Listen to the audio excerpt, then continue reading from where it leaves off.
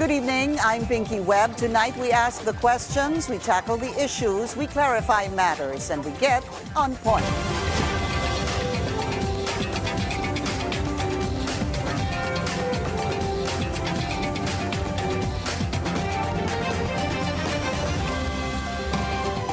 Allies of former President Rodrigo Duterte are bent on exhausting all legal measures to bring him back to the country after what they believe is his illegal detention at The Hague.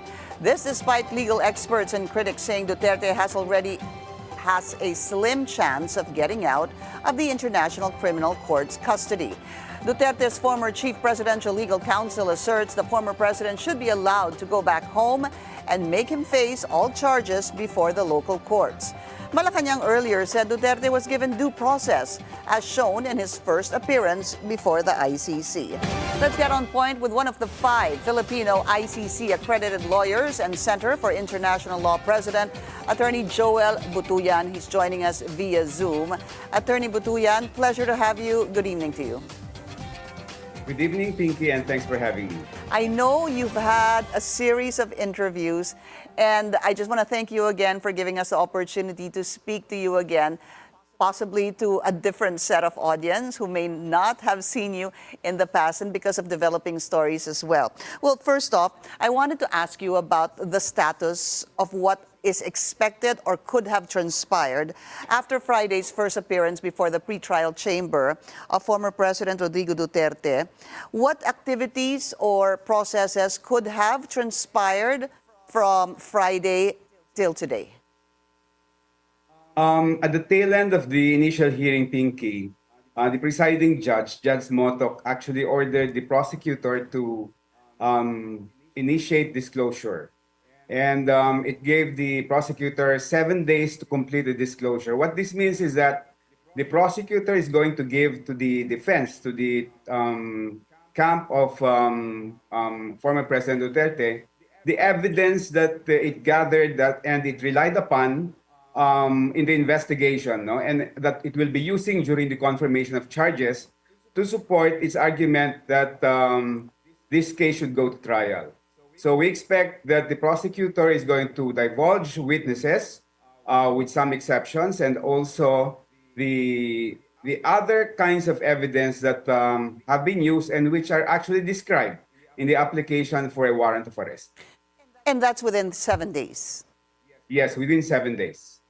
And after that, that will give the defense the opportunity to maybe file pleadings rather, or manifestations, or maybe just really get ready for their defense in 6 months, because the next hearing is scheduled on September 23. Yes, Pinky.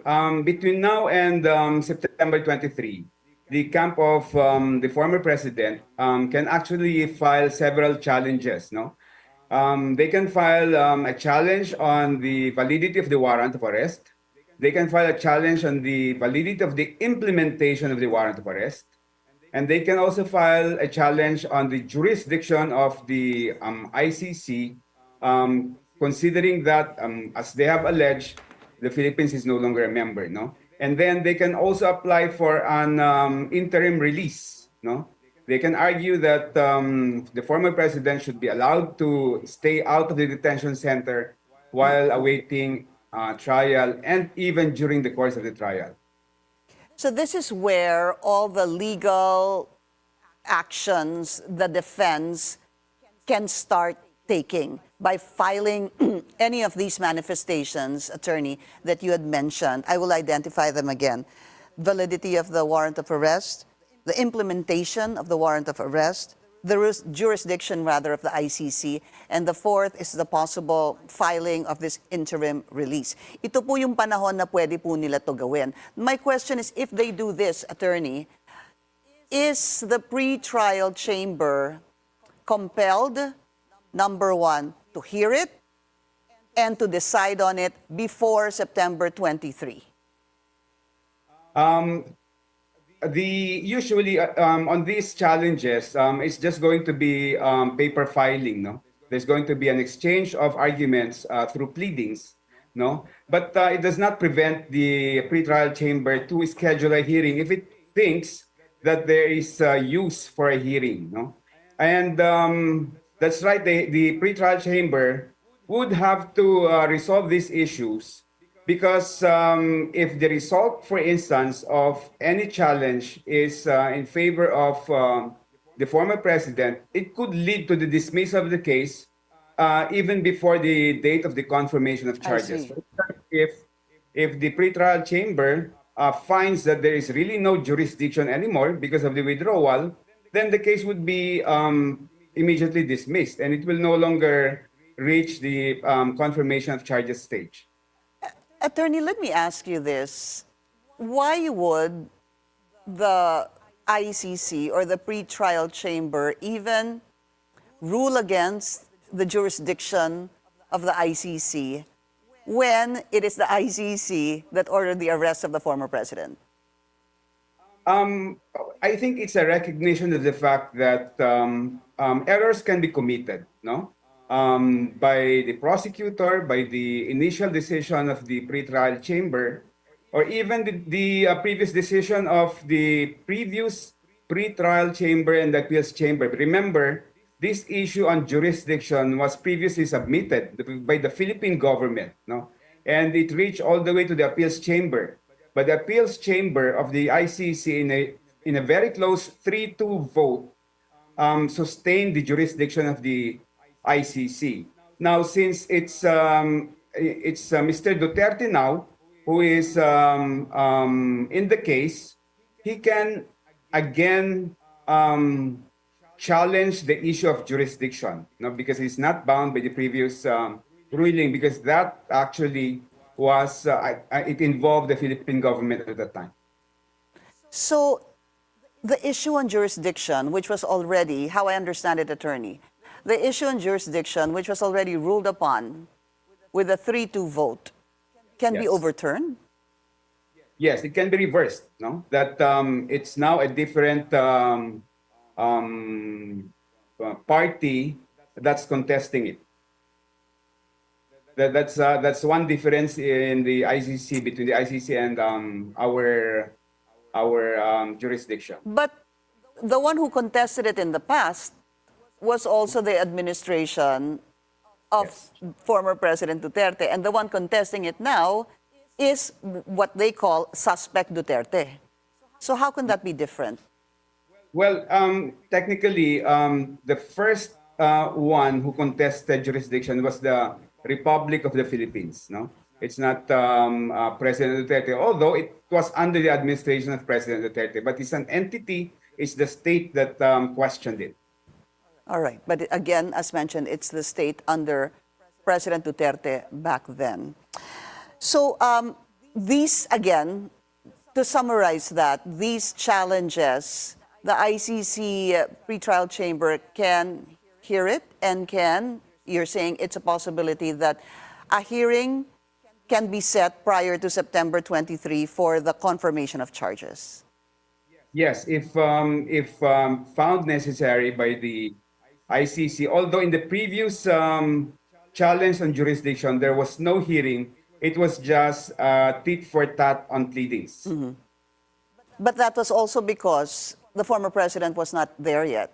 There was no arrest warrant also. Yes, that's true. The But, circumstances are very different now. No, but the issue on jurisdiction are really actually technical, no? There's not much facts that that are going to be decided upon. It's just going to be a contest between theories and legalities and interpretations of law. And when you talk about theories and actuality and realizations of law, the Philippines withdrew from the ICC in March 2018. And this was formalized 1 year later in 2019, March 17 possibly in 2019.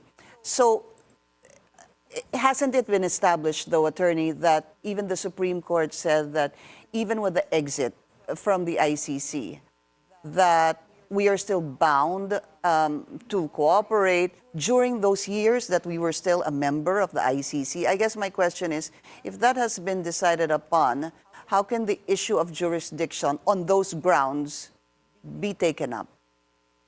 That's true. No, there has already been two superior judicial authorities that have ruled on the issue of jurisdiction: the appeals chamber and our own Philippine Supreme Court.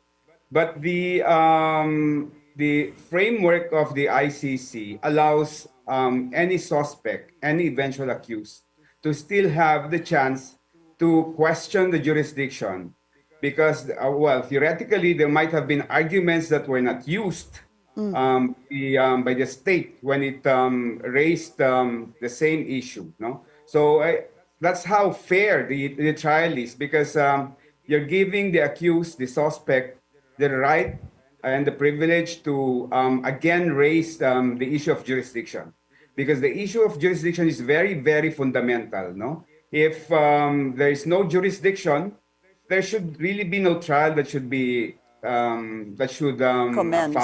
Yeah. Is there such a thing, attorney, with the ICC as what we hear here in the Philippines of a petition that is extremely urgent with a prayer of so-and-so? Is that also used in the ICC? Actually, it's just going to be appealed in the appeals chamber, Pinky. No, there are no petition for certiorari or things like that. But there are issues that you can appeal to the appeals chamber, even if the case is still pending trial. Before Or we go, even attorney, go ahead, please. Even if the case is still pending confirmation of charges, no, even before confirmation of charges, like the issue on jurisdiction, if the pretrial chamber rules on jurisdiction before September 23, whoever is the aggrieved party, whoever loses can actually appeal to the appeals chamber. I see. So that's not final. Well, I guess an executory. Hindi pa po siya pinal kasi meron pang parang MR, motion for reconsideration. Yes, yes. Attorney, just quickly, no? I know that we mentioned this jurisdiction issue based on we had informed leaving the ICC of last March 2018, and we formally left the ICC March 17, 2019. There's an issue here also that I wanted to find out from you on jurisdiction on examination versus investigation. Just going back to a brief timeline, but please correct me if I'm wrong, it was in 2018 that this preliminary examination commenced. But the investigation began sometime in 2020 or 2021, way after we had exited or left the ICC.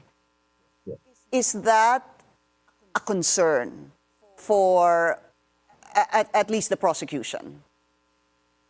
For me, it's no longer a concern, no, because if you adopt the interpretation that the formal investigation should have been commenced during that 1 year residual period, no, 1 year between the withdrawal and the effectivity, you are going to have a ridiculous predicament where, for instance, a crime against humanity will happen 1 month before the effectivity of the expiration. If you are going to adopt the interpretation of Mr. Duterte, we suspect that's going to be the interpretation. What will happen within 1 month? What should happen and what must happen within 1 month is that the Philippines must show that it has done a good faith investigation, no? And second, the ICC must complete, the prosecutor must complete its investigation within that 1 month period. So it's ridiculous, no? Because that will practically force the government, the member state, and the ICC to complete two very difficult processes within just a 1 month period to comply with the interpretation that the preliminary investigation should be commenced within the 1 year residual period. I heard you actually say that during the FOCAP interview or press conference. And when you said that, that actually raised a question for me, because you said that it's ridiculous if it happens, if a charge is made 1 month before the effectivity of the leaving the ICC. How can they finish the investigation? But the question is, I don't believe, attorney, that the argument is to finish the investigation, but to begin the investigation. That's why the argument of the Duterte camp is that the investigation should have begun while we were still a member, or even 1 year after we said we were leaving. But they did not say it had to be finished. Yes, but remember, Pinky, that before the ICC begins its investigation, it should give the country member the chance to do its domestic investigation. Okay, so if we're going to adopt that argument, the ICC will have to make a conclusion that the domestic country is not engaged in a good faith investigation of a crime that happened 1 month before the expiration of the effectivity of the withdrawal. Remember, it took a while for there is a right also on the part of the withdrawing country when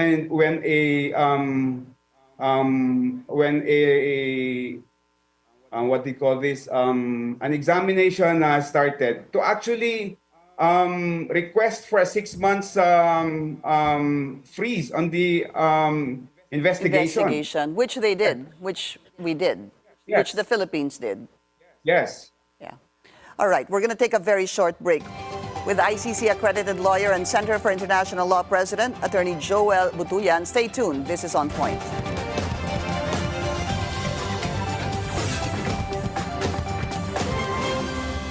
Para sa pag-uswag kan mga Bicolano, kaipuhan ibalik ang Bicol Express. Kaipuhan na sing tibay, sing rikas ng bullet train gikat sa Japan. Bullet train para sa Bicol, ang programa kan Bicol Saro na mataong kaugmahan sa pamilyang Bicolano. Kafuerting proyekto kan Bicol Saro para sa pinakamarikas na Bicol Express.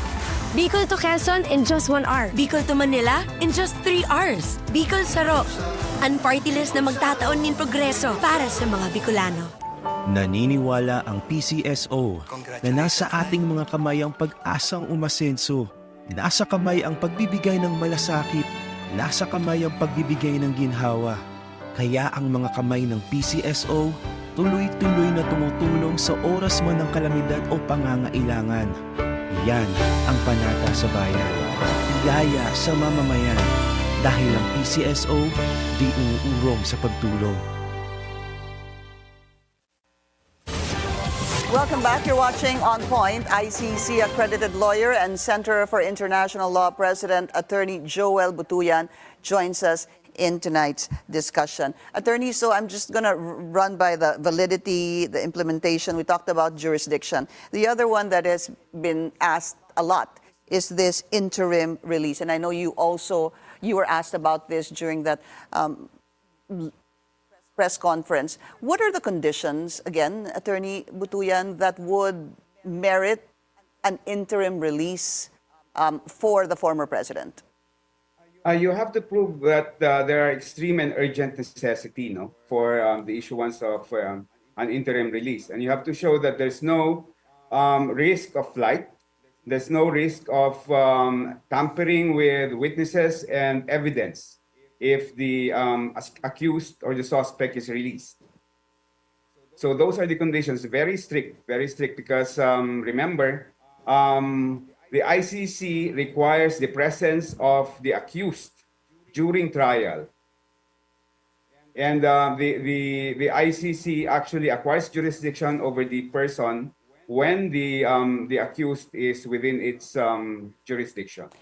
I remember now, Attorney, very important, it needs to be asked, is that while you said that the ICC already has jurisdiction over the former president, I had Attorney Salvador Panelo yesterday, and he was saying that one wrong, if you were wrong from the very beginning, the succeeding actions become basically just wrong.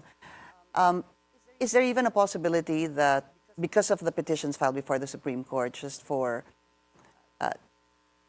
siguro to put some context into this, the petitions filed before the Supreme Court of habeas corpus by the children of the former president, can the Supreme Court still compel or ask or tell the ICC to bring back the former president? Our Supreme Court has no jurisdiction to issue orders on the ICC or against the ICC, Pinky, no? And on the petition for habeas corpus, the premise is that the person subject of the petition for habeas corpus should be within the jurisdiction of the Supreme Court. Unfortunately, the president is already outside the jurisdiction of the court, so I don't think that will still prosper. Kahit na po sabihin ni Attorney Salvador Panelo na, mali nga mali yung ginawa nila from the very beginning, then that makes it wrong till the end. Mas lalong mali dahil sinabi ni Attorney Panelo, Pinky. All right. Attorney, also, I'll bring this up. The 6 months for the next hearing, which is September 23, for the confirmation of charges, marami po nagtatanong, bakit po ganito katagal? Actually, pabor yan sa, sa accused kasi meron siyang time to prepare. Remember, it took several years for the prosecutor to gather evidence. So I could imagine that there's a mountain of evidence, that it's going to submit to the defense during the disclosure stage. So it gives the defense sufficient time. And then at the same time, yung sinasabi kong challenges that they can do, gagawin din nila during the 6 months period. So malaking trabaho yun, no? Malaking trabaho. And ano yan after na mag-file yung defense, kailangan ding merong period na sumagot yung prosecutor, no? Magbabatuhan yan.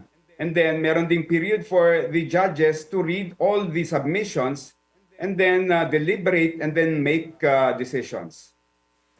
Going back to this interim release, Attorney, I know that you mentioned the conditions would be they would allow you if you're not a flight risk and if it can be proven that you will not tamper with evidence or witnesses or maybe harass witnesses, no? Can the health of the former president be an issue, considering that he is almost 80? I know that the judge already said he is mentally fit and physically fit. But take for example, magkaroon po siya ng hindi naman po sana problema sa kanyang kalusugan. Would that warrant, would that be a condition, or would that encourage the judges to grant an interim release? Any medical issue will have to be dealt with a medical solution, no? So if it necessitates medication or hospital confinement, he's going to be confined. But when the health issue is already addressed, he will have to go back to detention, no? But if it's a very grave and serious medical condition that necessitates indefinite hospital confinement, I would suppose that he's going to be allowed to stay in the hospital, no, not as an interim release, but because of the medical condition that he has. And if that is so, is there such a thing as a suspect invoking his or her right to choose his or her own medical doctor? Not in this case. The ICC has its medical doctor, and it's them who will direct to which medical institution the medical procedures and the health condition is going to be addressed. No, so it's the ICC's choice. Attorney Salvador Panelo again told me yesterday, and we did check on this, that there was a suspect that was brought to the ICC and then returned to his original country, the country to which he belongs to. And upon checking, there was a story about this. It happened, please correct me if I'm wrong, sir, that this person, this suspect, was freed due to a legal technicality. Basically, what happened was the Interior Ministry source, I believe of Libya, had said, because the police who arrested him failed to immediately inform the Justice Ministry, rather, of Libya, as was required, supposed to be by the law. Naibalik po siya, this suspect, who was supposed to be arrested in Italy, Turin, if I'm not mistaken. Opo. And then, dahil po, due to technicality, ay binalik po siya sa Libya. Number one, is this accurate? It's accurate, and it's a very controversial case, no? Because, and it's actually disputed now because under the Rome Statute, the powers of the competent judicial authority are very limited, no? They are only to confirm the identity of the arrestee, that he is the person who is the subject of the warrant, no? And second, that his rights were not violated pursuant to the custodial state, no? Basically, those are the issues, no? The competent judicial authority has no power at all to second guess the validity of the warrant of arrest that's issued, no? Even on technicalities. But that nakapaloob po yan ni ho ba sa Section 59 or Article Yes. 59 of the Rome Statute, this judicial authority to which the Duterte camp is also using, that the former president was not presented to a judicial authority in the Philippines prior to him being flown off to the Netherlands. Pinky, there is already a prior decision by the ICC that the procedure outlined in Article 59 does not actually bound the custodial state very strictly. For as long as the substance of Article 59 is followed, that's enough, no? Second, we have the mirror image of the Rome Statute in our local laws, which is the International Humanitarian Law, Republic Act 1951, which actually gives our government the discretion to directly surrender any accused or suspect to an international court. And that's also a basis for, that's also a justification for what the Philippine government did with respect to Mr. Duterte. I heard former Senior Associate Justice Antonio Carpio also talking about that part of the international humanitarian law. Let's talk about, just very briefly, sir. Unfortunately, I have a few minutes left. Tell us what the setup will be. Of course, there's a defense, there's a prosecution in the event that this goes to a full-blown trial. Are there going to be local lawyers or Filipino lawyers representing the families of the victims? The ICC is going to appoint a victims counsel who is going to represent all victims. As a rule of thumb, the ICC appoints only one for all victims, no? But it happens that the ICC would appoint two victims counsel to represent different groups of victims. So what's going to happen is that the prosecutor will present evidence first, and then the victims counsel will present evidence, and then after that, it's going to be the turn of the defense to present evidence. So it's almost like the prosecution and the victims are going to be given parang two parts during the trial. Kasi it's the prosecutor, it's the victims' lawyers, and then after that, it's the defense. You know, one idiosyncrasy of the ICC is that the prosecutor keeps a distance from the victims' counsel. It does not share its evidence and information. No, parang hostile yung victims' counsel. Parang As victims counsel, tatayo ka on your own and you will not receive any support from the prosecutor. You don't even cooperate with the prosecutor, even if you're both against the defendant? Yes. That's the tradition there. They talagang they are really arm's length. Talagang magkaiba kayo. And in fact, because if you're victims counsel, you're concerned with reparations, with the civil aspect, no, with the damages aspect. If you sometimes deal with the criminal aspect, medyo siloso yung prosecutor, mag-object pa nga yan. Kasi hindi yun poder ng victim's lawyer. Oh, ganun yung I see. All right. Quickly, sir, one last. This possible asylum that Attorney Harry Roque is seeking in the Netherlands due to political persecution, what is the process by which this will happen? Could you help us understand this? You know, that requires an understanding of the domestic law of the Netherlands. No, I'm not really that versed on the law of the Netherlands, but I made a quick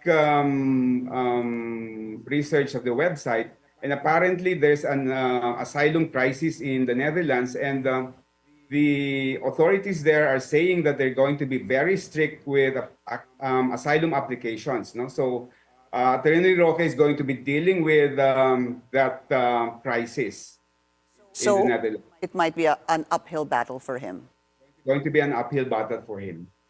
Attorney Joel Butuyan, thank you so much for your time. I wish to speak to you again, sir. Thank you so much, Pinky. And that's On Point. Join us again tomorrow, 7:30 p.m. here on BNC, the Billionario News Channel. I'm Pinky Webb. Thank you for watching.